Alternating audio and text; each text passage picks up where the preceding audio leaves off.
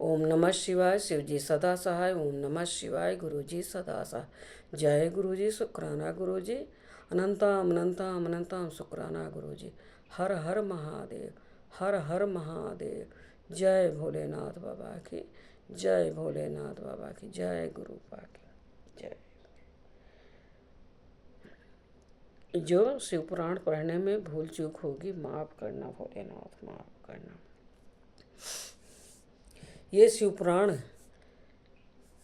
जो पढ़ता है, सुनता है, उसका बहुत फल मिलता है। अन्नदान, जलदान, सब चीज करने से, वृक्ष आरोपण, सत्य भाषण और तप की महिमा, ये सब बहुत महत्वपूर्ण है। अपने जीवन में उतारना बहुत ज़रूरी है। जय भोलेनाथ बाबा की जय।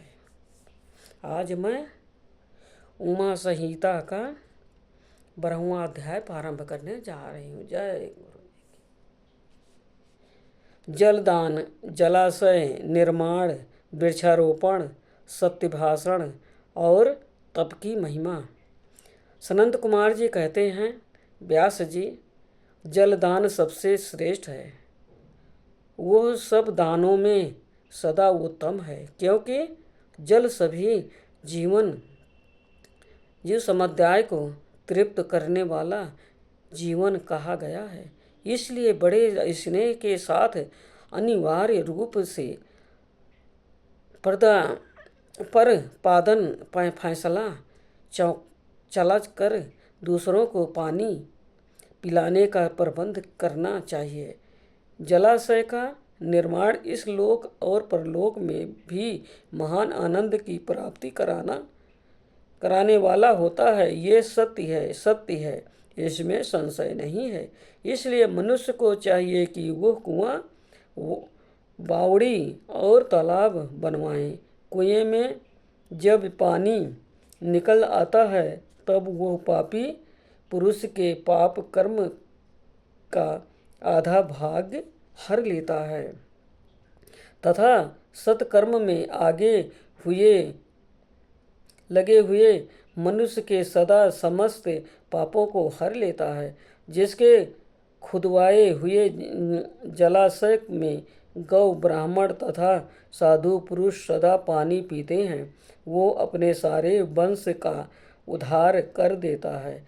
जिसके जलाशय में गर्मी के मौसम में भी अनिवार्य रूप से पानी टिका रहता है, वो कभी दुर्गम एवं विषम संकट को नहीं प्राप्त होता।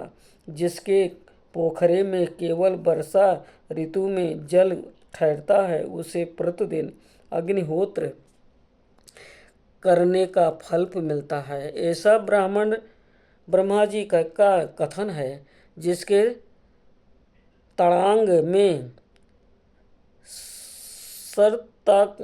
काल तक जल ठहरता है, उसे सहस्त्र गोदान का फल मिलता है, इसमें संशय नहीं है। जिसके तालाब में हेमंत और शिशिर ऋतु तक पानी मौजूद रहता है, वो बहुत सी स्वर्ग मुद्राओं की दक्षिणा से युक्त ज्ञान का फल पाता है। जिसके सरोवर में वसंत और ग्रीष्म काल तक पानी बना रहता है, उसे अतिरात्र और अश्वमेघ यज्ञों का फल मिलता है। ऐसा मनीषी महात्माओं का कथन है। मुनिवर व्यास जीवों को तृप्त प्रदान करने वाले जलाशय के उत्तम फल का वर्णन किया गया है। अब वृक्ष लगाने में जो गुण है उसका वर्णन सुनो। जो वीरान एवं दुर्गम स्थानों वृक्ष लगाता है, वो अपनी बीती तथा आने वाली संपूर्ण पीढ़ियों को उतार देता है। इसलिए वृक्ष अवश्य लगाना चाहिए। ये वृक्ष लगाने वाले के पुत्र होते हैं, इसमें संशय नहीं है। वृक्ष लगाने वाले पुरुष परलोक में जाने पर अक्षय अक्षय लोकों में पाता है। पोखरा खुदवाने वाला, वृक्ष लगाने वाला और यज्ञ कराने वाला जो द्विज है वो तथा दूसरे दूसरे सत्यवादी पुरुष ये स्वर्ग से कभी नीचे नहीं गिरते। सत्य ही पर ब्रह्मा है, सत्य ही परम तप है, सत्य ही श्रेष्ठ यज्ञ है और सत्य ही उत्कृष्ट सहस्त्र ज्ञान है। सोए हुए पुरुषों में सत्य ही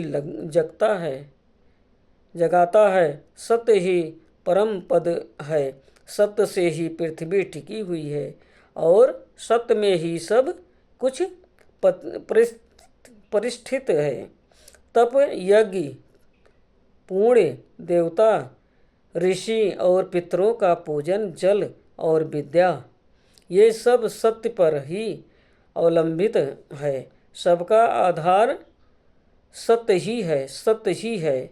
यज्ञ, तप, दान मात्र सरस्वती देवी तथा ब्रह्मचारी है। ओंकार भी सत्य रूप ही है। सत्य से ही वायु चलती है, सत्य से ही सूर्य तपता है, सत्य से ही आग जलाती है और सत्य से ही स्वर्ग टिका हुआ है। श्लोक में संपूर्ण वेदों का पालन तथा संपूर्ण तीर्थों का स्थान केवल सत्य से सुलभ हो जाता है। सत्य से सब कुछ प्राप्त होता है, इसमें संशय नहीं है। एक सहस्त्र अश्वमेघ और लाखों यज्ञ एक ओर तराजू पर रखे जाएं और दूसरी ओर सत्य हो तो सत्य का ही पलड़ा भारी होगा। देवता, पितर, मनुष्य, नाग, राक्षस तथा चराचर प्राणियों सहित समस्त लोक सत्य से ही प्रसन्न होते हैं। सत्य को परम धर्म कहा गया है, सत्य को ही परम पद बताया गया है और सत्य को ही पर ब्रह्मा परमात्मा कहते हैं। इसलिए सदा सत्य बोलना चाहिए। सत्य परायण मुनि अत्यंत दुष्कर तप करके स्वर्ण को प्राप्त हुए हैं तथा सत्य धर्म में अनुरक्त रहने वाले सिद्ध पुरुष भी सत्य से ही स्वर्ग के निवासी हुए हैं। अतः सदा सत्य बोलना चाहिए। सत्य से बढ़कर दूसरा कोई धर्म नहीं है। सत्य रूपी तीर्थ अगाध विशाल सिद्ध एवं पवित्र जलाशय है। उसमें योग युक्त होकर मन के द्वारा स्नान करना चाहिए। सत्य को परम पद कहा गया है। जो मनुष्य अपने लिए दूसरे के लिए अथवा अपने बेटे के लिए भी झूठ नहीं बोलते वह ही स्वर्गगामी होते हैं। वेद, यज्ञ तथा मंत्र ये ब्राह्मणों में सदा निवास करते हैं, परंतु असत्यवादी ब्राह्मणों में इनकी प्रतीति नहीं होती। अतः सदा सत्य बोलना चाहिए। तदंतर तप की बड़ी भारी महिमा बताए हुए सनत कुमार जी ने कहा, मुने संसार में ऐसा कोई सुख नहीं है जो तपस्या के बिना सुलभ होता है। तप से ही सारा सुख मिलता है। इस बात को वेद वेदांता पुरुष जानते हैं। ज्ञान, विज्ञान, आरोग्य, सुंदर रूप, सौभाग्य तथा शाश्वत सुख तप से ही प्राप्त होते हैं। तपस्या से ही ब्रह्मा बिना परिचय के ही संपूर्ण विश्व की सृष्टि करते हैं। तपस्या से ही विष्णु इसका पालन करते हैं। तपस्या से के बल से ही रुद्रदेव संहार करते हैं तथा तप के प्रभाव से ही निशेष अशेष भूमंडल को धारण करते हैं। आज का 12वां अध्याय संपूर्ण हुआ। ओम नमः शिवाय। शिव जी सदा सहाय। ओम नमः शिवाय। गुरु जी सदा सहाय। जय गुरु जी। शुक्राना गुरु जी। अनंतम अनंतम अनंतम शुक्राना गुरु जी। हर हर महादेव। हर हर महादेव। जय भोलेनाथ बाबा। जय। जो शिव पुराण पढ़ने में भूल चूक हुई हो, भोलेनाथ माफ करना भोलेनाथ।